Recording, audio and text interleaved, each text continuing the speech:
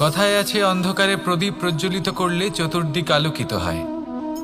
কিন্তু যদি এই প্রদীপ আমি সূর্যের আলোর সম্মুখে সকালবেলায় প্রজ্বলিত করে রেখে দিই, তাহলে কি হবে? আপনি বলবেন যে এটা করে তো কোনো লাভই হলো না। সূর্যের প্রকাশের সামনে এই প্রদীপ আসলে কিছুই নয়। এবার এই চিন্তা ভাবনা প্রত্যেক দিন করতে হবে, আর একটা অমূল্য শিক্ষা পেতে হবে। মনে করুন যে আপনি মহাপুরুষের সামনে বসে আছেন, কোনো মহাজ্ঞানীর সামনে। তাহলে সেই ব্যক্তির সামনে নিজের জ্ঞানের প্রদীপ প্রজ্বলিত করবেন না, নীরব থাকুন, আর সেই ব্যক্তির সূর্যের প্রকাশের মতো জ্ঞান প্রাপ্ত করুন। যতটা পারবেন জ্ঞান লাভ করুন। যদি এমন কোনো সময়, এমন কোনো স্থানে আপনি আছেন যেখানে চতুর্দিক